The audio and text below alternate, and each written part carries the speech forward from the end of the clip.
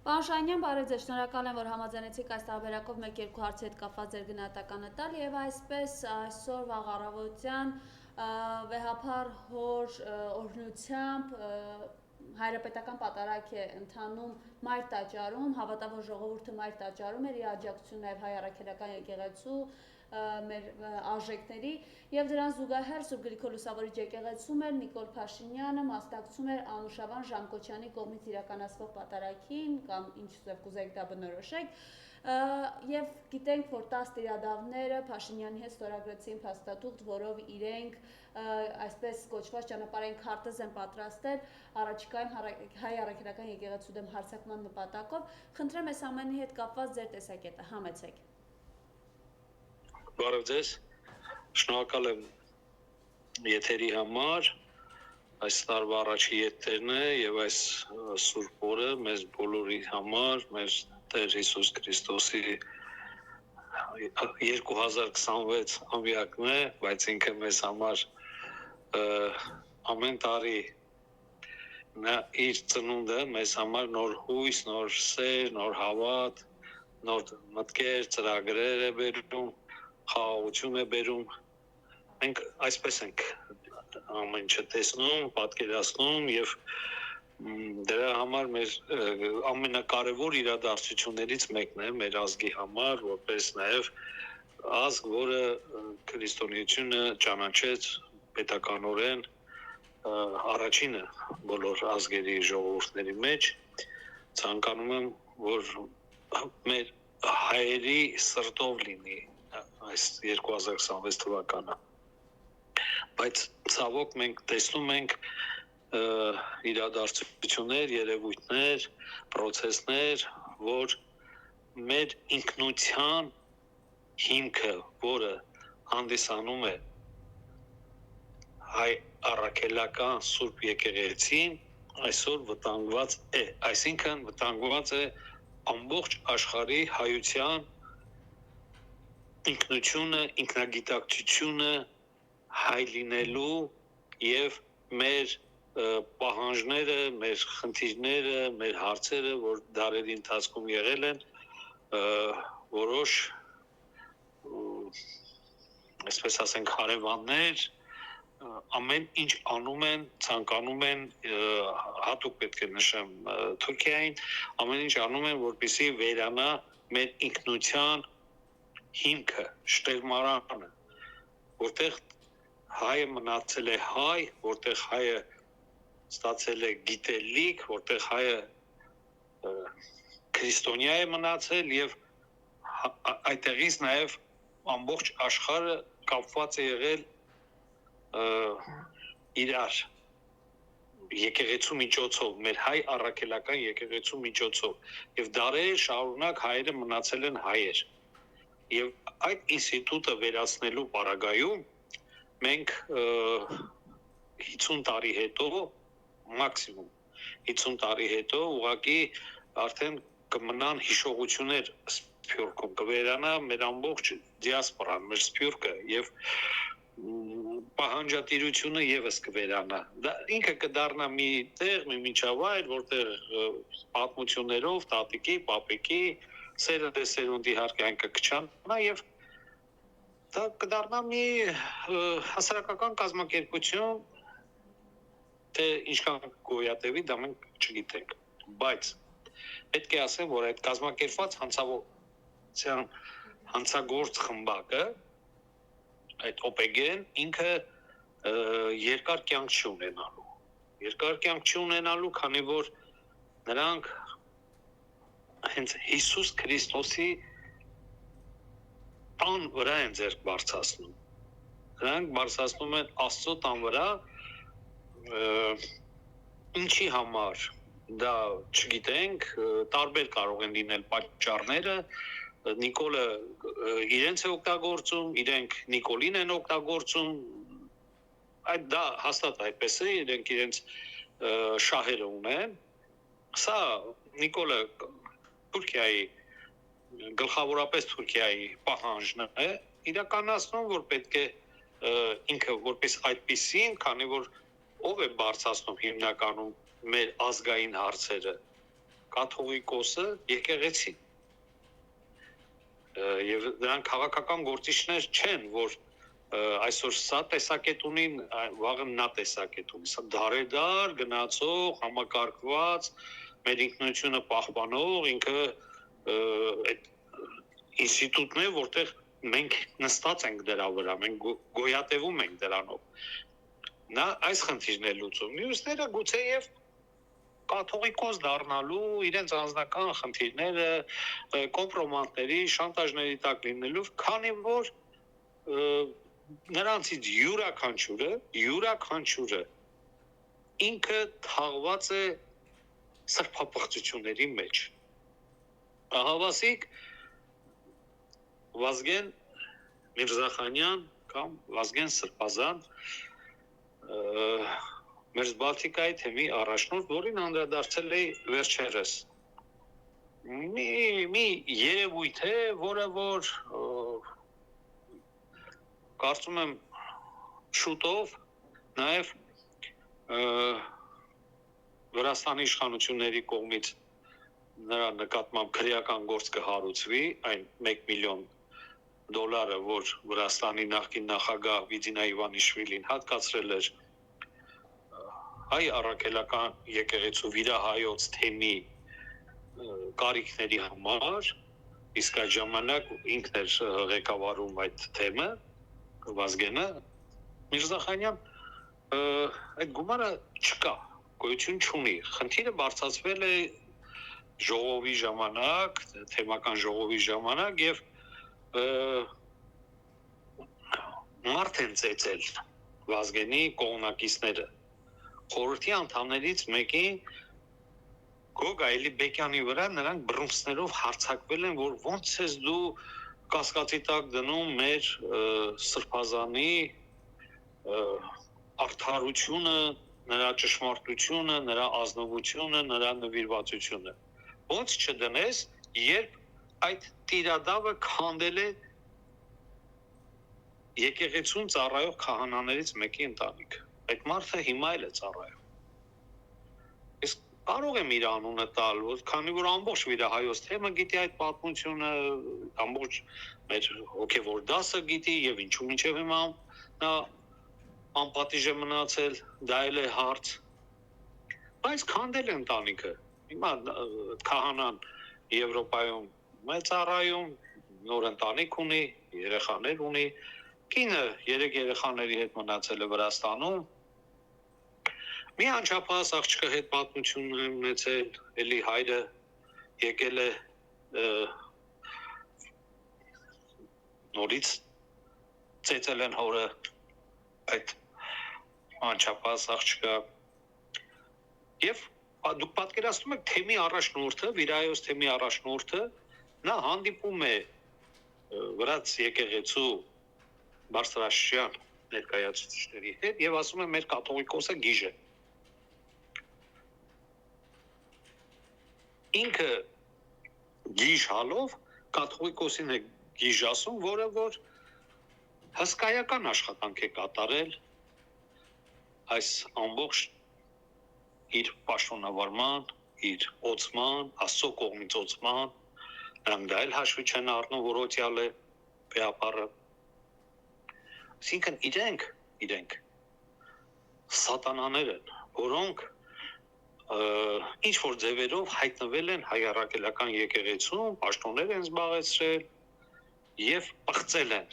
մեր եկեղեցին, խայտարակ են արել մեր ազգին։ Հենց զուտ այդ Վրաստանի օրինակը։ Բերենք այդ նորահայտ ինչ որ այդ հայտարարություն անող Շվեյցարիայի վարդապետին Արոն Գալուստին, որը ունի 3-ից 5,000 ուրեմն համայնք, թեկուզ 3-ից 5 հոգի լինեն։ Խնդիրը դա չէ։ Խնդիրը նրա ամբարով պահվածքը եւ նրա այս հանցավոր խմբին միանալ Շվեյցարիա համայնքում, որտեղ վերջերս էր կաթողիկոսը Արցախի հետ կապված խնդիրներ բարձրացրել, խոսել էր ցեղասպանության մասին, մեր պահանջների մասին, արցախահայության վերադարձի մասին։ Զուր օրինակ Ռուսաստանի Դաշնության Կալինինգրադի մարզում, որ ամենասակավաթիվն է բնակեցված, 20,000 մենք համայնք ունենք այնտեղ, 20,000 հայ ապրում Կալինինգրադի մարզում, ամբողջ Ռուսաստանում, դա 3.5 միլիոն է, և գնալով այդ խմբի, ինչ ասենք, այդ գրուպայի կազմակերպիչը, նրանց դրդողը կամ նրանք են նրան դրդել ամեն դեպքում իր կեցավայրում, որտեղ ինքը ժողովրդի մոտ հանդես էր գալի որպես քրիստոնյա, ուրեմն զուտ եկեղեցու նվիրյալ զավակ, բայց այնտեղ ինքը աթոռը դրել նստել է, գրում են վարչապետ, մյուսները կանգնած, լուր, լսում են, որովհետև չգիտես, թե ով ում է օգտագործում։ Եվ նա Ռուսաստանում, որ առնվազն պետք է 1000-1500 հոգի մարդ լինի դալիճներում հանդիպելու, քանի որ պահանջը կա, քանի անգամ տարբեր ձևերով մարդիկ տեղեկացրել են, որ հանդիպում են ցանկանում Հայաստանի ներկա վարչապետի հետ խոսելու, չէ, նա գնում է Արսենյան Գուգոյի հետ, ինչ-որ մի քանի հոգի մարդ են հավաքում, կարող են հավաքել, դա խնդիր չի, կեսից ավել իրենք են լինում, իրենց պատվիրակության կազմում են, մի քանի հոգին էլ հավաքում նստացնում են այնտեղ, մեկ երկուսն էլ կիսատ պրատ ինչ-որ ելույթներ են ունենում, փախնում գալիս է, 3.5 միլիոն, ավելի շատ, քան Հայաստանում է ապրում, ինքը այնտեղ չի հանդիպում, ինքը այնտեղ անելիք չունի, նա ծառայում է թուրքական, բրիտանական հատուկ ծառայությունների, ինքը մեղադրեց Եզրա Սրբազանին, ինչ-որ, չգիտեմ, ես ինչ գործակալ, մենք մինչև այսօր չենք լսել ազգային անվտանգության ծառայության կողմից դա ինչ-որ ձևով ուրեմն հաստատվում է, թե ոչ, իհարկե դու ամբողջովին դա կեղծիք է, սուտ է, ինչ-որ իրենք անում են, այդ թուղթը, ձևաչափը, այդ գրվածը, ապօրինի անօրինական լիմոնադի ինչ-որ սենց թուղթ, որ կպցնես, ասեն գրված լինի, թե թարխունի, թե տանձի։ Բայց ինքը իր մասին չի խոսում, որ 2000 կամ 2001 թվականներին ազգային անվտանգության նախարարության կողմից ինքը հավաքագրվել է։ Ես անձամբ նախարարի շուրթերից եմ լսել այդ մասին, ես անձամբ նախարարի, այդ ժամանակվա նախարարի Կարլոս Խաչիկի Պետրոսյանի շուրթերից եմ լսել ես այդ մասին։ Ինքը չի խոսում, ինչպես եղավ, որ էներգետիկայի նախարարը Գագիկ Մարտիրոսյանը իրեն բնակարան տվեց Շենգավիթի ոստիկանության շենքի բակում։ Ինքը չի խոսում, որ ամբողջ կյանքում նա ջեպկիր է աշխատել, միլպետների, բեխեսի պետերի, ռեգիոնալ վարչության պետերի, սրանց նրան կողմից զանգերի միջոցով գնալ նրա մոտից ինչ-որ փող քերելու, շանտաժի ենթարկվելու, կեղծ նյութեր տպելու, հետո ինչ-որ գումարի դիմաց հանելու, դա է եղել այս վարչապետի կենսագրությունը։ Դա մի քանի տեղից է հավաքագրված, հասկանում եք, իրեն հավաքագրեցին, իրեն տվեցին, տեղ նստացրեցին, ասեցին, ինչ ուզում ես գժություններ արա, գիտես, որտեղ ինչ պետք է չանես, մնացածը ինչ ուզում ես արա։ Պարոն Շահինյան, ամեն դեպքում իրենք այսպես լծվել են այս եկեղեցին քանդելու գործին, Նիկոլ Փաշինյանն էլ խոսում է չակերտավոր էլի, իհարկե իրենց բարենորոգումը պարզ է ինչի մասին է խոսքը, մեկ րոպե ես որպեսզի ուղիղ մեջբերում անեմ։ Եկեղեցին դուրս է գալիս մեկուսացումից եւ հաղթահարում է մեկուսացումը։ Ես ուզում եմ, որ մենք բոլորս բարձր ծափերով ողջունենք 10 եպիսկոպոսներին եւ բոլոր հոգեվոր հայրերին, որոնք կանգնել են եկեղեցու, իհարկե չակերտներում, բարենորոգման ճանապարհին։ Մենք մեր եկեղեցուն մենակ ենք թողել հերձվածի հետ։ Խնդրում լսեք ինչ ասում։ Եվ այսօրվա քայլարշավը նրա մասին է, որ մենք վերադարձել ենք։ Խնդրեմ։ Մենք, այսինքն նա նկատի ունի երի թուրքերին, Ինքը նկատի ունի, սելջուկներին, այո, տեսեք։ ինքը դա նկատի ունի, մենք դուք այդ ազգանում ենք առաջի անգամ չէ, որ զրուցում ենք այդ մասին։ Հիշեք 19 թվականին իմ հարցազրույցները 20 թվականին, որ ասում եմ այդ ազգանուններին խաբել պետք չի։ Սրանց խնդիրը Արցախը չի, Արցախը տալու է։ Սրանց խնդիրը Հայաստանի կազմակերպումը վերացնելն է։ Փաշինյանը պնդում է, որ եկեղեցի վերնախավը Հիմա ում հետ է անում, ասենք վերցնենք մյուս տիրադավին, մյուս այդ դավաճան չասեմ, որովհետև իրենց էությունն է, դա վրթանես ինչ սրբազան, հա։ դեռևս Ասենք նավարեժում սրբազան է, ասենք սրբազան, արեք կարգը։ Ուրեմն սա այս երևույթը, երբ ինքը պաշտպանության նախարարության հոգևոր հովիվն էր, իր բարեկամ այդ մասին հատուկ քննչական ծառայությունում գործ կա հարուցված տարիներ շարունակ, ինչ եղավ, երկար տարիներ իր բարեկամի Ռազմիկին, որ ապրում էր Ռուսաստանի Դաշնությունում, հաճախ էր գալիս Հայաստան,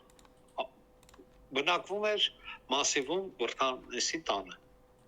Ամեն գնալուց Ռազմիկը մի կլոր գումար թողնում էր սեղանին Վրթանեսի ծախսերի համար։ Բավական խոշոր գումարներին, ասենք հազարավոր դոլարներ, իր համարելով, որ իր եղբայրը ծառայում է եկեղեցուն, իր եղբայրը ծառայում է բանակին, հայ զինվորին է քարոզում, հոգևոր սնունդ տալիս, կրթություն տալիս, ոգի տալիս։ Այս ավազակը, որի անունն է Վրթանես Սրբազան։ Խոսքը Արցախի թեմի առաջնորդի մասին է։ Արցախի թեմի առաջնորդի մասին է։ Եթե նա դեռ մինչև հիմա թեմի առաջնորդ է, ուրեմն իր մասին է։ Վրթանեսի։ Սա ուրեմն այս մարդը Հայաստանի բանակի համար ասում է, որ կա այսինչ գնով լոբի, չեմ հիշում, կարմիր թե կանաչ։ Սրանք վերցնում են այս ապրանքը։ Նախարարն էլ իդեպ Սերյան Վանյանն է, նա էլ է տեղյակ, նա էլ է այս գործով անցնում։ Այս 700-800 հազար դոլարի։ Հետո այնքան են ուշացնում այս գործընթացը, պրոցեսը, մտածում են ոնց պետք է չվճարեն,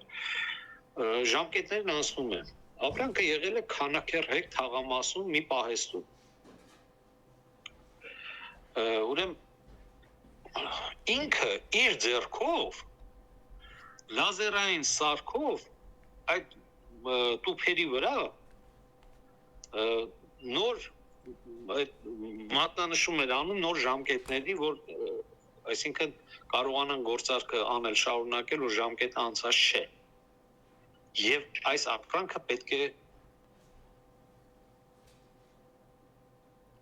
ներգրավվեր։ Հոգևոր առաջնորդը բանակի Վրթանեսի գրասում եք, չէ՞ ինչ այնտեղ։ Հիմա իրենք ինչ քայլերի կդիմեն։ Եվ ինքը իր ձեռքով բերում է այդ սարքը եւ սկսում է ուրեմն նոր ժամկետները տուփերի վրա իր ձեռքով։ Ասենք ուրիշ մարդ էլ չեն բերում, որովհետև այդ խայտարակությունը խոմ չպետք է դուրս գար։ Այդ մարդը տարիներ շարունակ դատախազություններում, հատուկ քննչական ծառայություններում բողոքես, ում ասես, որ չգրեց։ Բայց ինչ։ Ձայն բարբարո հանապատի։ Մենք կհանդիպենք Ռազմիկի հետ։ Հիմա կարծում եմ սիրով խոսի այդ մասին, բայց դա այնպեսի փաստ է, որ այդ տարիներ շարունակ գործ է հարուցված եւ զարմանալի է, որ այսօր ընդդիմության այդ ֆրակցիայի ղեկավարը այդ մասին գիտեր, այդ գործով անցնում էր եւ ինքը նախարար ու թույլ է տալիս, որ ժամանակ դինի